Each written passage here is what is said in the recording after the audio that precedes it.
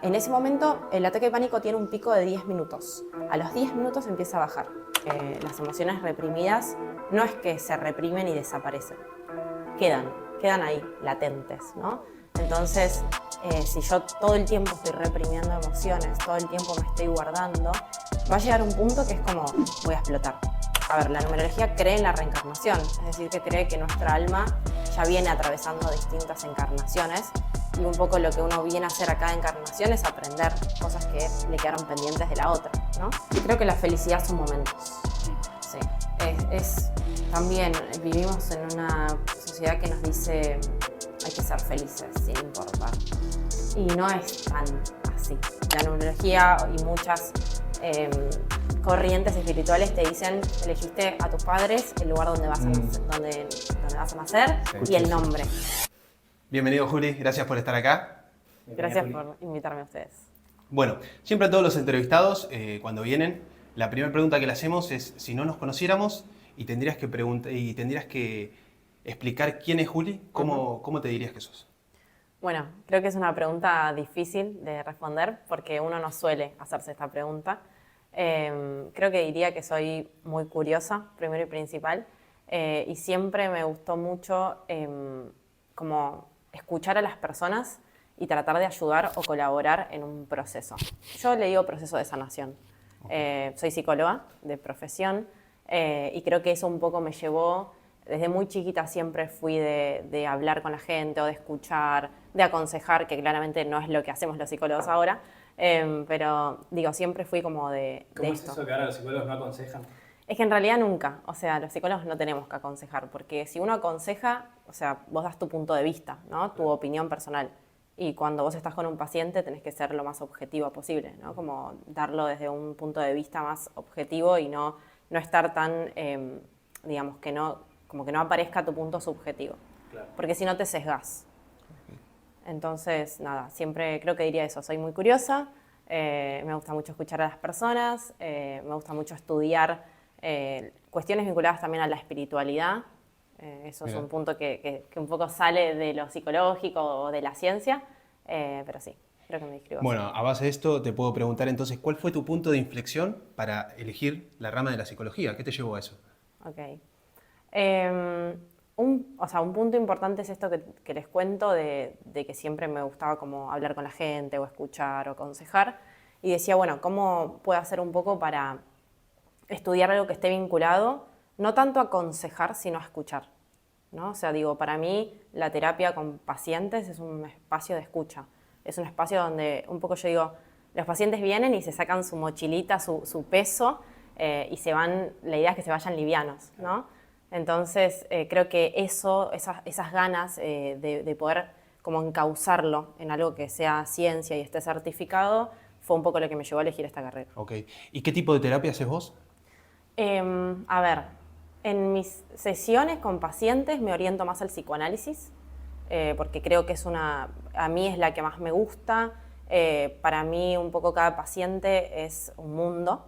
Me cuesta mucho como por ahí usar técnicas, como por ahí usa más la terapia cognitivo-conductual, que es una terapia que se basa más en el aquí y ahora, y es muy efectiva, o sea, me parece muy efectiva para un montón de casos, pero en la mayoría de mis pacientes yo trato de usar más el psicoanálisis y ir más como a esos traumas o esas marcas que quedaron en el inconsciente, muy en la infancia, y que la verdad es que hoy en día, o sea, en la adultez, se siguen repitiendo. Entonces la idea es dejar de repetir inconscientemente para hacerse consciente de eso que a uno también le pasa. O sea, en conclusión, todo lo que nos pasa de chicos tiene efecto cuando somos grandes. Sin dudas. Sin Todo. dudas. Bueno, y ahora del otro lado diría, ¿cuál fue tu punto de inflexión para irte del lado de lo espiritual, de elegir eso que es lo espiritual? ¿Qué te llevó? Buena pregunta. Creo que siempre estuve muy involucrada, o sea, de muy chiquita, no sé, hacía clases de yoga, como que siempre había algo en este mundo que me llamaba la atención, ¿no? Como empecé a notar con el paso del tiempo que a las personas no les alcanzaba solamente el mundo, la parte médica, la parte psicológica, sino que había algo más, ¿no? Más energético, digámosle. Soy bastante perceptiva, por ahí de eso intuitiva, sobre todo intuitiva de si alguien está mal. Yo me doy cuenta bastante rápido, se podría decir, ¿no? Como que creo que el lenguaje no verbal ahí juega un papel importantísimo. Pero llegando a tu pregunta, creo que me pasó esto, bueno, yo estudié numerología, o sea, soy psicóloga y numeróloga, y la numerología un poco aparece en mi vida porque se me empezaron a repetir siempre el mismo número. Era el 1111, el 111, o sea, todo el tiempo estaba vinculado con el 11. Entonces dije, ¿qué significa esto? ¿No? Esto de lo que les decía recién, de curiosa, es como, quiero saber más, ¿con qué tiene que ver esto? Entonces, empecé a investigar y encontré esta rama, la numerología, que creo que también me pasa que se acerca a la ciencia. No es una ciencia, pero se acerca en el punto en el que son números, no es algo como más terrenal. Y ahí empecé a estudiar y fue como, esto me gusta y creo que como que puede colaborar a un todo de la persona, ¿no? La persona es algo holístico para mí. Bueno, Juli, cambiando un poquito de tema, te hago una pregunta. ¿Por qué la gente tiene tanto miedo y reprime sus emociones? O sea, ¿esto nos puede afectar de alguna manera? ¿Nos puede condicionar algo? O sea, ¿qué nos puedes decir con respecto a eso? Creo que sí, la gente, o sea, tiene miedo de demostrar todavía, porque creo que también se fue como cambiando a lo largo del tiempo un poco esto, es como que la sociedad un poco nos habilita, ¿no? Tal vez un poquito más hoy en día a demostrar lo que nos pasa, pero sí creo que todavía se sigue reprimiendo mucho, porque también es lo que la cultura nos enseñó. ¿Hay un género en particular que reprime más? Creo que no es... Sí creo que, a ver, a lo largo del tiempo, por lo general siempre estuvo esta frase de los hombres no tienen que llorar, ¿no? Como esto. O sea, siempre es como que el género masculino se lo puso más en ese lugar de no se llora.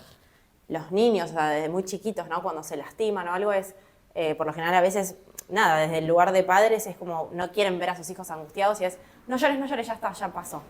Y yo siempre digo, déjalos que lloren, porque justamente es ahí donde también se hace, o sea, la emoción se hace carne un poco, ¿no? Y es como, sé lo que me está pasando y lo tengo que tramitar, por ejemplo, a través del llanto, si es angustia muchas veces o tristeza, pero sí creo que se reprimen las emociones y eso conlleva consecuencias en el cuerpo, en la mente. ¿Cómo que, por ejemplo, qué consecuencias?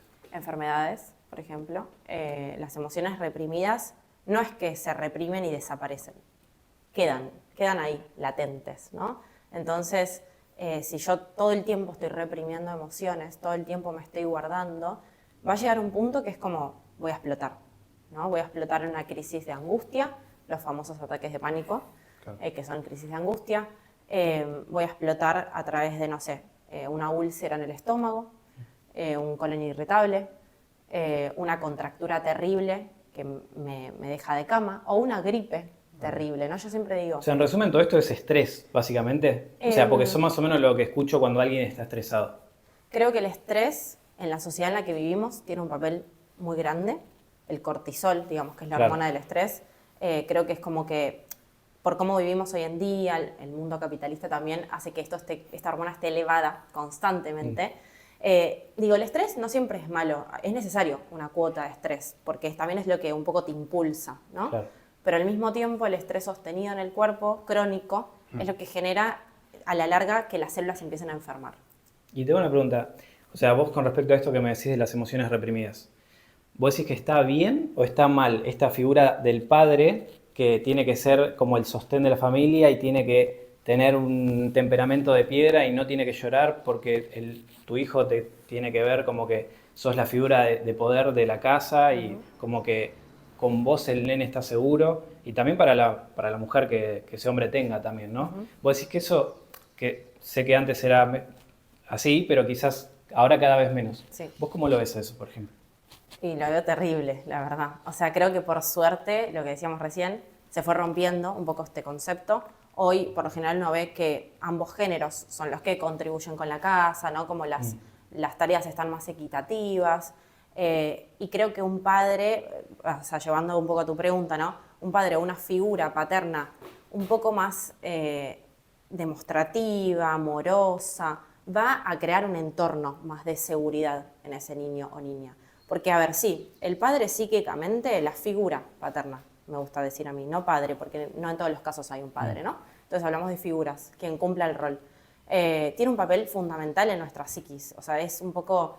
la ley paterna, que bueno, es un concepto más del psicoanálisis y demás, es un poco la que nos marca lo que está bien y lo que está mal. Y al mismo tiempo poder ver que esa figura de autoridad es una persona o es una figura, valga la redundancia, que demuestra esas emociones, como niño, como niña, como absorbemos todo lo que pasa en la infancia, voy a ver que, es válido mostrar lo que me pasa, lo puedo demostrar. Si papá o mamá lo hacen o las figuras lo hacen, lo puedo hacer yo también. Y ahora, un tema quizás más controversial, y quizás no tanto en tu profesión de psicóloga, ¿no? Pero yo había escuchado que, por ejemplo, algunas mujeres no sienten atracción por un hombre que se la pasa llorando o que no está emocionalmente estable. Okay. Y quizás en una mujer es más aceptable y está todo bien y nadie dice nada. Pero en el hombre se ve como que eso, como que la mujer siente menos atracción por ese tipo de hombres. ¿Vos qué opinás, por ejemplo?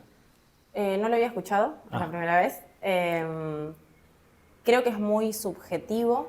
Creo que por ahí eso va un poco con esta idea del hombre no llora, ¿no? Claro, Entonces sí, es obvio. como, por ahí si hay mujeres que tienen en su ideal esto muy marcado porque vienen de un padre que no lloró, que Ahí no se está. llora en casa, Todo por ahí viene repite. por cómo te criaste y tu infancia, ahí lo Exacto. estás diciendo. Pero también lo que veo muy de bueno es que estas generaciones que se vienen, ¿no?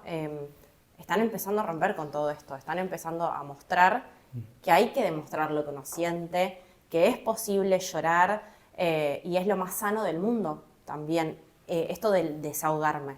Porque Claro. es lo que les dije, o sea, si no, creo que esto queda guardado y deja marcas en el cuerpo a través de enfermedades y estrés y demás, y no es que desaparece para siempre, porque si no sería mucho más fácil y no existiríamos, creo que los psicólogos tampoco, ¿no? Sí, Entonces sí. Dijiste algo que me resonó, que normalmente lo escucho a muchas de las personas, que es los ataques de pánico, que se empezaron a ver cada vez más. Y bueno, siempre uno se pregunta qué es un ataque de pánico, cómo tratarlo, cómo darse cuenta si está atravesando un ataque de pánico. Interesante pregunta. Sí, creo que creció muchísimo en todo este último tiempo. Sobre todo creo que en realidad se sabe más qué es.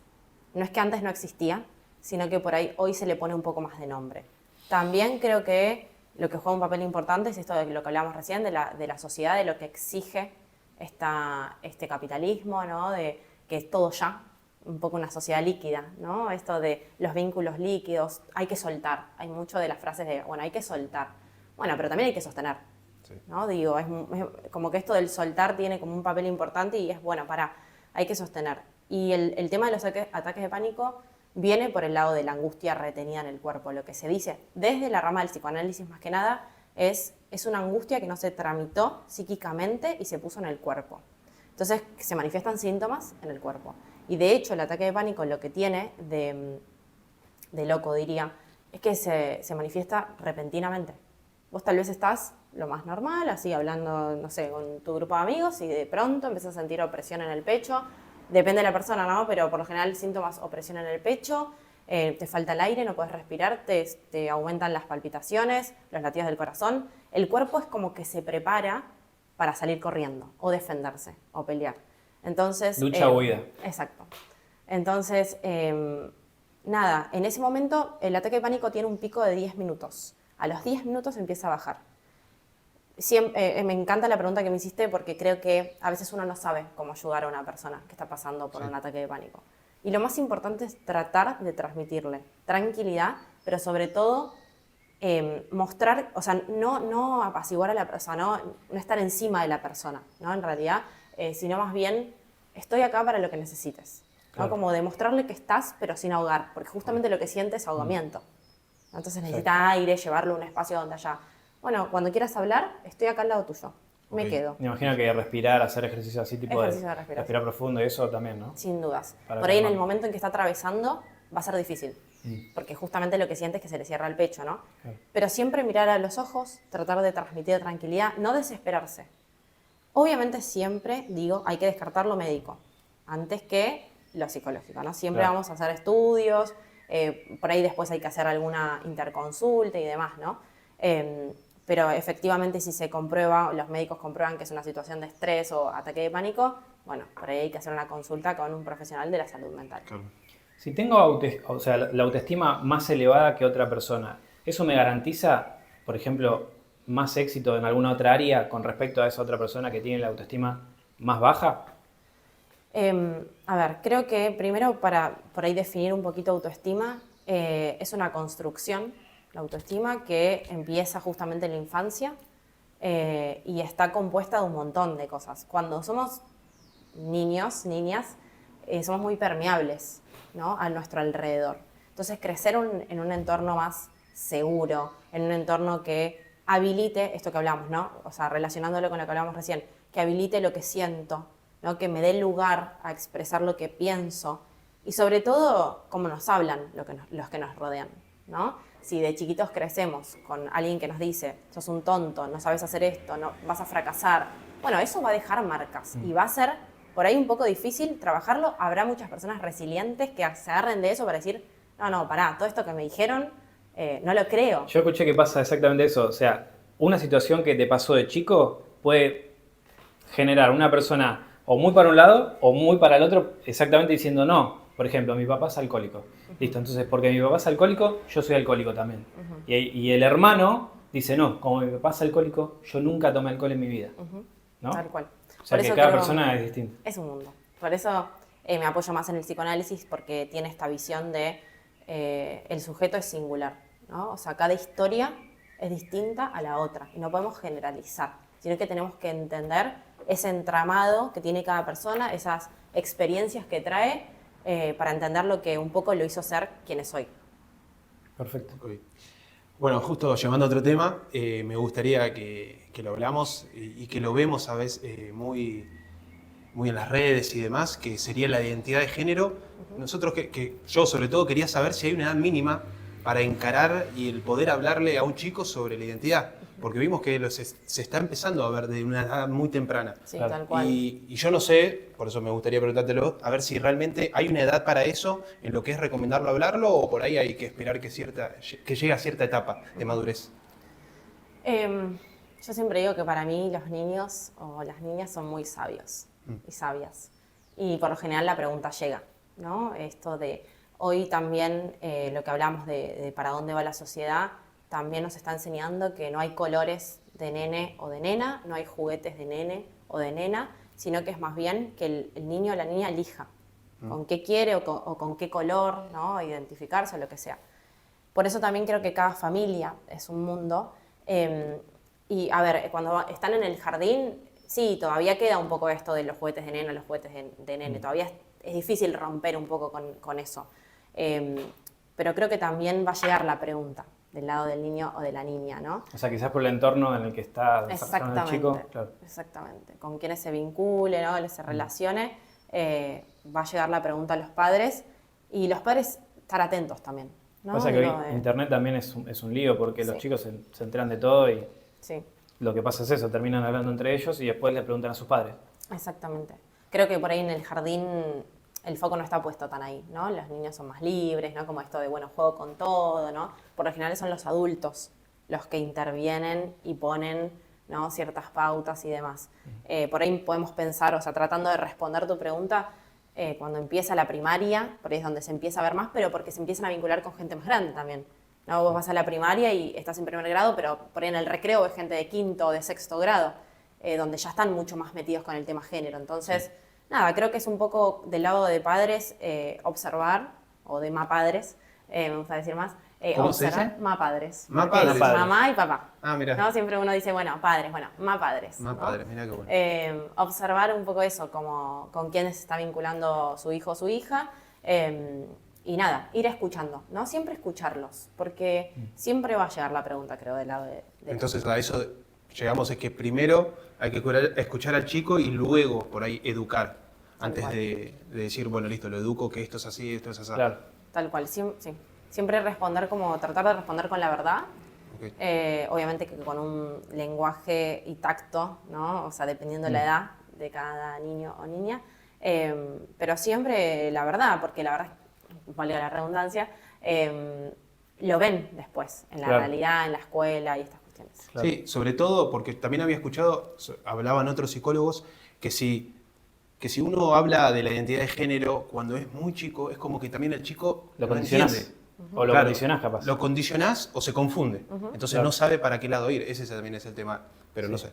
Sí, o sea, creo que, como les digo, para mí la opinión de los padres es muy importante para esos niños. Son las figuras de amor, son las figuras más importantes que uno tiene, las figuras materna y paterna. Entonces, por eso creo que es Sí, por ahí no meter palabras de más, sino ir viendo ese niño, esa niña, cómo es ese niño o esa niña, cómo se desarrolla o con qué personas y estas cuestiones para ir llevándolo a esas explicaciones que van a llegar. En algún Perfecto. Excelente. Ahí sentido. Bueno, cambiemos un poquito de tema. Dale. Vamos a ver un poco de numerología. momento. Me encanta. ¿En qué se basa la numerología? ¿Tiene alguna base? A ver, la numerología es una doctrina, es un estudio, no es una ciencia. Ya como que respondo por ahí una pregunta que suelen hacer. Sí. Nace un poco, o sea, nace hace muchos años atrás. Pitágoras, que fue un matemático muy importante, todos lo habremos escuchado en la escuela, habló de la numerología más o menos en el siglo VI antes de Cristo, o sea, hace muchos años atrás, pero se fue un poco tapando, la ciencia tuvo un papel muy importante en las sociedades, entonces, en el mundo, entonces un poco todo lo que no era ciencia quedaba a un costado. Entonces, esto fue una de las cosas que se fue apartando. La numerología en sí lo que hace es estudiar los números, o sea, estudiar las vibraciones que hay detrás de los números. Y Pitágoras habla de una reducción del 1 al 9, ¿no? Como que todo lo reduce del 1 al 9. Y tiene un alfabeto, digamos, es decir, que cada letra tiene asignado un valor numérico. Entonces, nada, es un estudio de los números que con las vibraciones, vibración en sombra, vibración en luz. A mí no me gusta decir positivo o negativo, porque siento que es muy dicotómico, pero por eso hablo más en sombra y más en luz. Ah, qué bueno. Bueno, ahí justamente respondió, porque la pregunta era esa, si había ciencia por detrás o en qué se basaba directamente. Bueno, justo ahí me lo pudiste responder. ¿Y cómo se originó? Pitágoras. Pitágoras, sí. Así que bueno, es eso. No, y las energías para diciembre, queríamos ver si, ya que es un tema de energías esto de la Sí. numerología, ¿qué sentís vos para diciembre o qué siente en realidad la numerología? Bueno, la numerología dice que diciembre tiene una vibración número 1, que es inicios, ¿no? Diciembre viene cargado de nuevos comienzos, de inicios. ¿Qué hacemos en diciembre? Por lo general uno hace un balance, ¿no? De cómo fue el año, de qué cosas querés cambiar para el próximo, qué querés seguir haciendo, proyectos y demás. Bueno, en este número 1 es como, ¿qué cosas quiero dejar atrás? Un poco te pregunta. ¿Qué personas ya no querés por ahí que formen parte de tu vida porque no van un poco para donde vos estás yendo? Y justamente ese nuevo yo que uno puede empezar a crear, ¿no? Que tiene que ver con esas metas personales de uno, comienzos. Es un lindo mes para esto, para los comienzos, para empezar a bajar un poco a tierra lo que traemos del mes de noviembre, que es finales. ¿Y cómo nos pueden ayudar a saber nuestro número? No sé cómo se le dice realmente.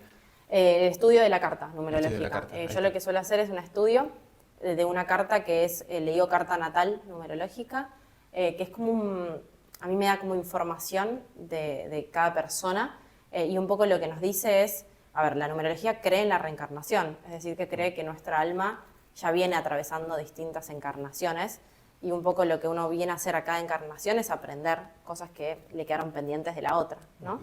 O no pudo resolver. Entonces, un poco el estudio del perfil de cada persona nos orienta un poco a dónde la persona se va a sentir más a gusto o con qué ámbitos profesionales. También un poco de esto de los karmas que trae, que uno piensa siempre que el karma es algo malo, pero son aprendizajes, la verdad. ¿Qué es lo que venís a aprender, ¿no? Porque una vez dice, ¿por qué me pasa siempre esto? ¿Por qué siempre repito esto? Bueno, también nos da un poco de información sobre esta cuestión. Y sobre todo uno de los números que a mí más me gusta, que lo podemos analizar con la fecha de nacimiento, es la vibración kármica, que nos dice a qué venimos.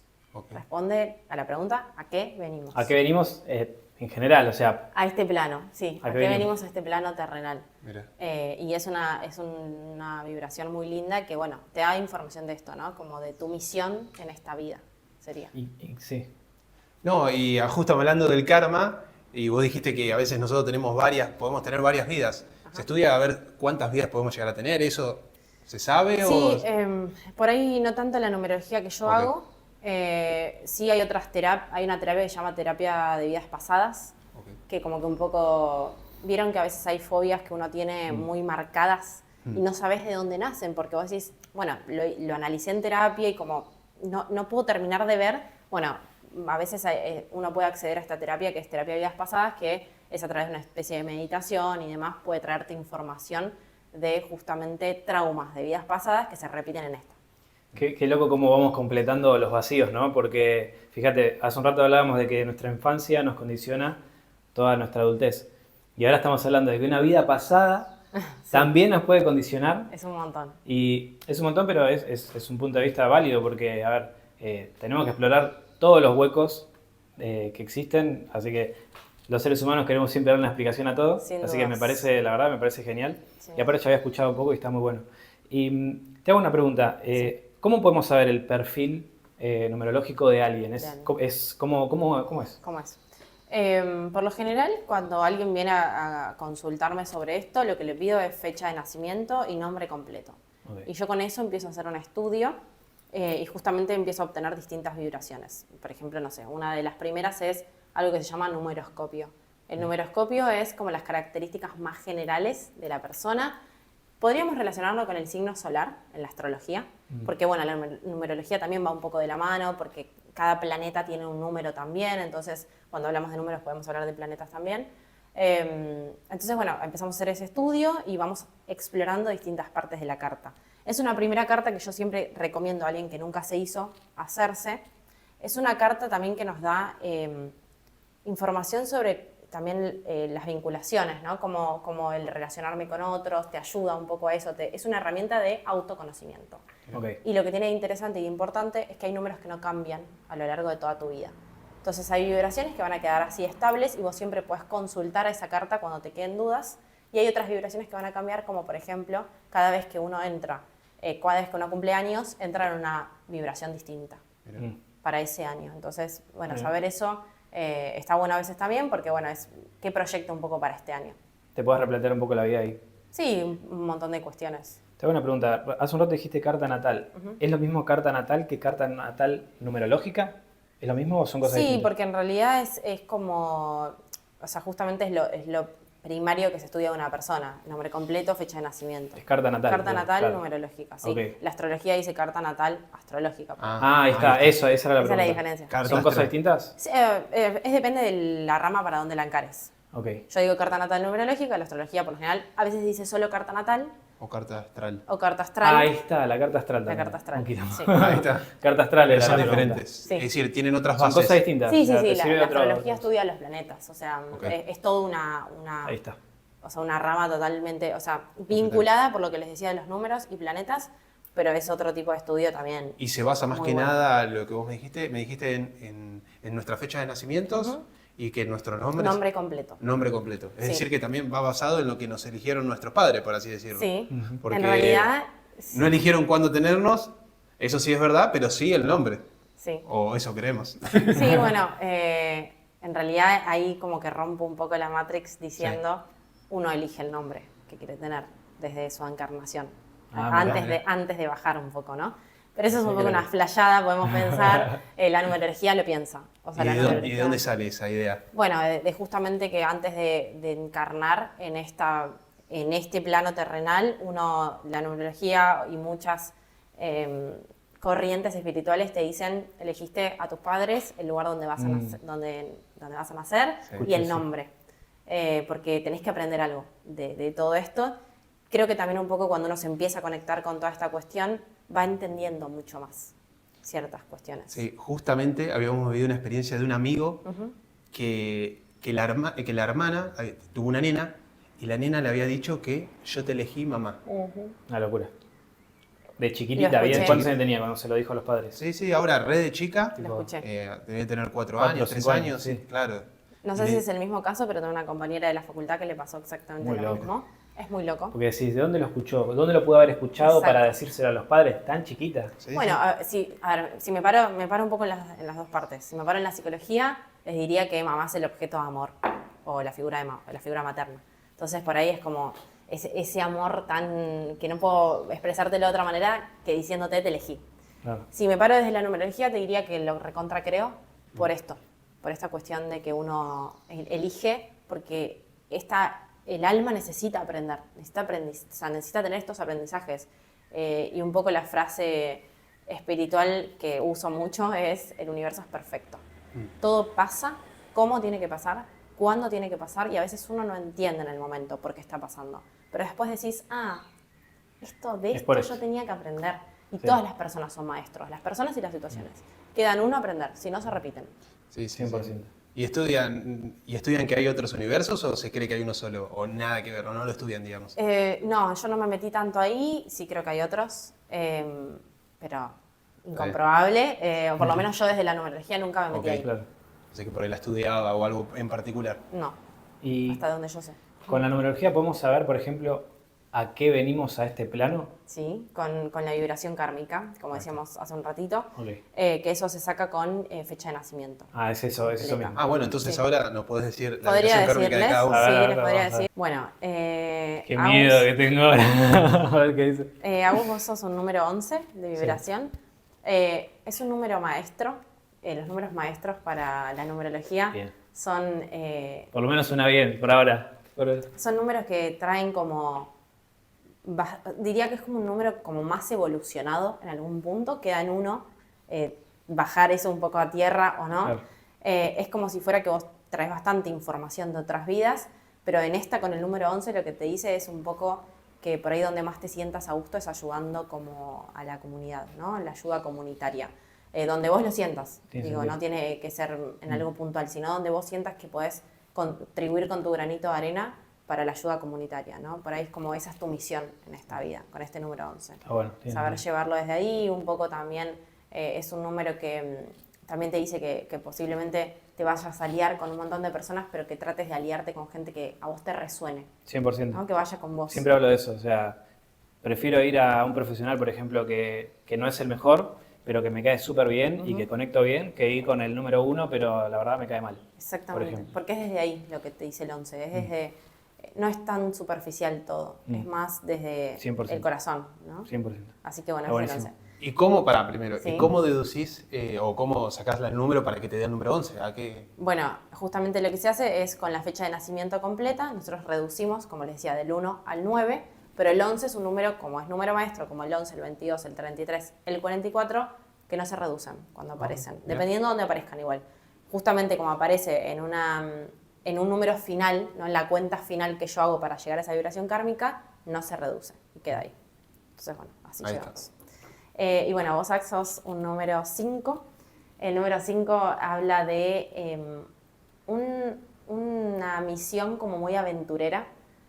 Posiblemente a vos te guste bastante el tema de los viajes, las aventuras, ¿no? Como conocer, le gusta el número 5 por lo general viene acá también a romper un poco con lo establecido y la verdad es así, tal cual, y no se puede cuestionar, sino más bien como abrir un poco más a, bueno, capaz no es tan así.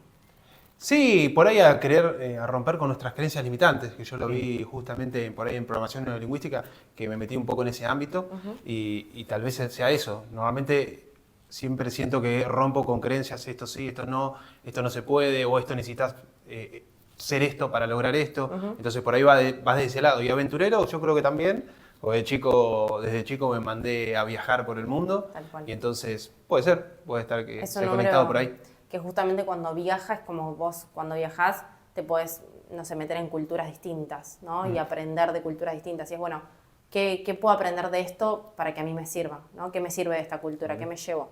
Y lo que decís de las creencias limitantes creo que va mucho con este número, ¿no? Por ahí vos donde te sentís más conectado con tu misión es cuando empezás a romper eso que está establecido. Ok. Entonces este número te dice, sí, es por ahí. Es por digamos. ahí. Y las creencias limitantes, eso va más, obviamente, de la rama de la Psicología. psicología. Sí, tal Pero cual. la psicología no es. ¿Qué rama es? Porque, La como te digo. psicología es una ciencia, digamos. Sí, eso sí. Pero lo que voy es. ¿Va más al lado de. ¿Psicoanálisis? ¿El psicoanálisis o terapia conductual? En realidad la terapia cognitivo-conductual habla mucho de las Ok. creencias limitantes y que básicamente habla mucho de este ABC, que es que el pensamiento genera una emoción y una acción que va en consecuencia con esas otras dos instancias.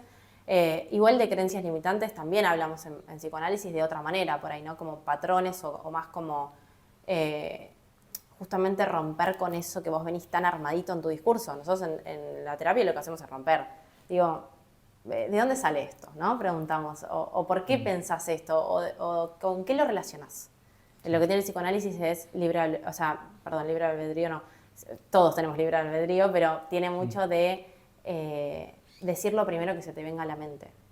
¿No? Mirá. No lo pienses tanto, sino que vos lárgalo, con algo va a tener que ver esa cuestión. Entonces sí, obvio, todos tenemos creencias limitantes, creo que todas las ramas un poco hablan de eso, pero de distintas formas. Ok. Bueno, ahí más o menos pudimos entender bastante. Bueno, vamos a ver si tenés un libro para recomendar. Bueno, a ver, siempre hablo del mismo, que es el que me llevó también a meterme en esta carrera, en la psicología, se llama El arte de no amargarse la vida. Es de un psicólogo de España que se llama Rafael Santandreu. Habla de la psicología cognitivo-conductual, porque yo creía que esa era la rama que a mí me encantaba. Después entendí que me apasionaba mucho más el psicoanálisis. Pero este libro un poco te trabaja con las creencias limitantes y un poco como a desdramatizar, dice, ¿no? Hay muchas personas que dramatizan demasiado todo, como muy visión catastrófica. Entonces este libro, a través de un montón de técnicas que te va dando, también te demuestra que se puede vivir un poco más liviano y disfrutando un poco más el presente. Puede ser que estamos condicionados porque, me encanta llevar la conversación a la era paleolítica, cuando en realidad teníamos que ver lo negativo siempre, porque lo negativo que puede hacer un león que nos puede comer y perdemos la vida. Entonces puede ser que estamos condicionados a buscar siempre lo negativo y a pensar quizá de manera negativa. Yo creo que hay influencias en cuanto a eso. Lo filogenético, que es lo que uno trae en la evolución, sí, tiene algún papel ahí, puede ser. Y la sociedad en donde vivís, ¿no? Posiblemente, no sé, en el país donde vivimos Las tengamos noticias. Los medios de comunicación, ¿no? Como, no sé, obviamente depende de la sociedad en la que vivas y sobre todo lo socioeconómico también donde vivas, ¿no? Por ahí, no sé, en un país como el nuestro, siempre se habla, ¿no? Nosotros somos gente que sabe ahorrar un montón porque un poco nos llevó todo nuestro modelo socioeconómico y qué sé yo. No me voy a meter tanto ahí, pero creo que hay, como que tiene que ver mucho con todo eso, es como un todo. La sociedad donde vivís, cómo te criaste, ¿Y cómo evolucionamos? cómo evolucionás, hacia dónde querés ir. Pero sí, creo que el ser humano tiende un poco a veces a dramatizar o a ver ese lado más negativo. Es todo un trabajo que hay que hacer para tratar de decir... Por ahí la primera reacción es ver lo negativo, pero es como que tenés que hacerlo consciente para decir, bueno, tal vez, no sé, Claro. le veo como ese lado más optimista, ¿no? A esto, ¿qué me tiene que enseñar esto? Y justamente hablando de eso, es decir, a mí me pasa, no sé, te digo un ejemplo, es de ver siempre las posibilidades negativas de algo.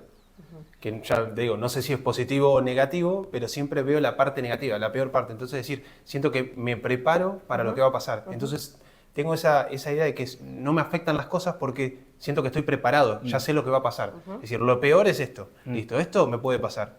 Y si pasa, sé cómo accionar. ¿Cómo se ve desde Te ese punto de anticipás, vista? digamos, a una futura situación de que en el momento que te pase te cause demasiado estrés que no puedas ni pensar, ¿no? Sí, sí, sí. Entonces sí. lo pensás de antemano y decís, bueno, si me pasa esto, hago esto. Puede ser por ahí, ¿no? Sí. Yo siempre digo que si a vos te hace bien ser así, está bueno seguir siendo así, ¿no? Como que digo, ¿por qué tener que cuestionar a veces cosas que, qué sé yo, a mí me hace bien ser como soy, ¿no? Como también uno llega a terapia cuando empieza a tener conflictos, a veces con un otro, pero que siempre están vinculados con uno, ¿no? Uno tiende a proyectar muchas veces en el otro esos enojos, ¿no? Me molesta de esta persona me molesta esto, pero es un reflejo mío.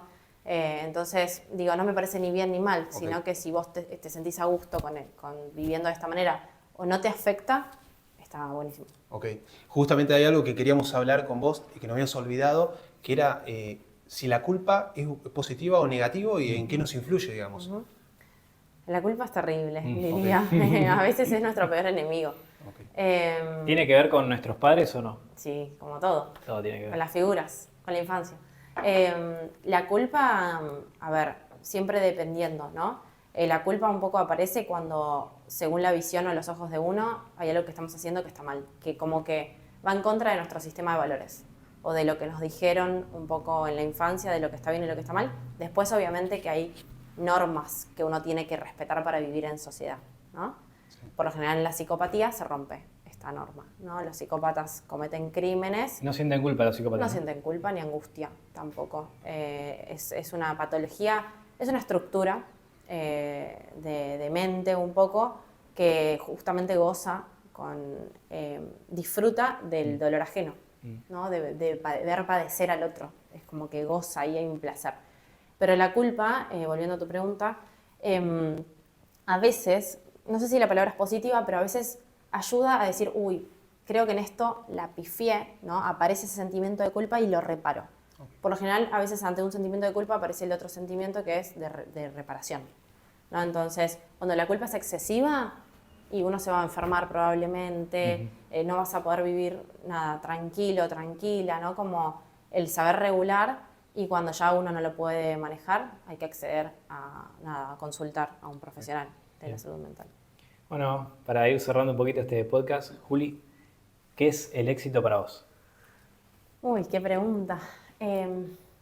Creo que para mí el éxito es estar conectado con lo que a uno le gusta hacer y sobre todo disfrutar eso que a uno le gusta hacer, ¿no? Como para mí ser exitoso en la vida es, ¿viste? Cuando decís, ay, logré mi cometido, por así decirlo, porque hice lo que tenía ganas de hacer, mi meta, lo cumplí. Bueno, para mí eso sería el éxito. ¿Y cuál es tu meta en esta vida? Si la puedes contar, obviamente. Sí, bueno, a mí me gusta mucho la comunicación.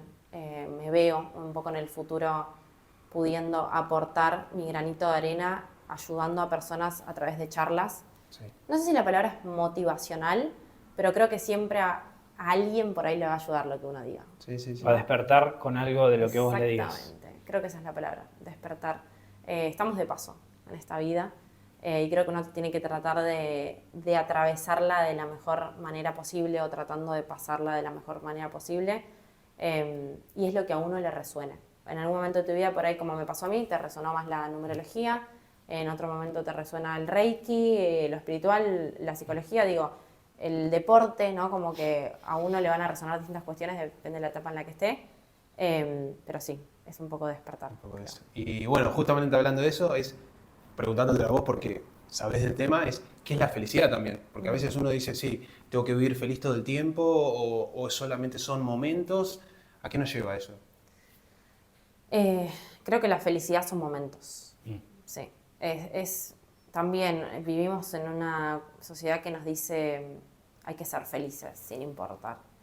Y no es tan así, ¿no? Es difícil, uno tiene dificultades en su vida, tiene problemas. Por eso creo que la felicidad consta de pequeños momentos que hay que saber exprimirlos y decir, agradezco por esto. ¿No? Yo siempre digo, el agradecimiento hacia lo que uno crea, hacia el universo, hacia la religión, hacia donde uno lo quiera dirigir, es como mandarle una señal a decir, quiero más de esto. Gracias por esto, o sea, quiero que esto se repita porque disfruté, porque gocé. Creo que esa es la felicidad, es como pequeños momentos. Pequeños momentos, es eso, sí. Y sobre todo el agradecimiento, que eso es algo que nosotros lo hablamos bastante, lo tratamos día a día, lo practicamos. Y hablando también el otro día con alguien que es religioso, que obviamente al revés son muy, muy agradecidos. Sí, tal cual. Hasta obviamente dan las gracias antes de comer. Exacto. Eso está re bueno. No siendo religioso te das cuenta que está muy bueno copiarlo. Sí, tal cual. Estar agradecido hasta de un plato que estás comiendo, Tal cual. de la reunión que estamos teniendo nosotros ahora. Y bueno, y ellos por ahí en otra religión siento que son muy estructurados, lo hacen y que nosotros sin tener una religión tal vez lo podemos hacer igual. Sin dudas, sí. Así que bueno. Muy loco. Bueno, nada, un gusto tenerte acá, Juli. Lo mismo digo, gracias a los dos por invitarme, así que bueno, muchos éxitos para ustedes. Sí, vamos por todo. Vamos. Muchas gracias.